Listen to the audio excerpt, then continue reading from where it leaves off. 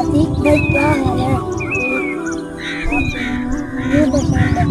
ایک کام نہیں مل رہا تھا اسی لیے پریشان بیٹھا۔ عتیق بھائی میں آپ کو ایک حدیث سناتا ہوں، اس سے آپ کو بہت فائدہ ہوگا۔ آؤ بیٹھو، میں آپ کو سناتا ہوں۔ ایک حدیث میں آیا ہے کہ جو مقدر میں ہے وہی ملے گا۔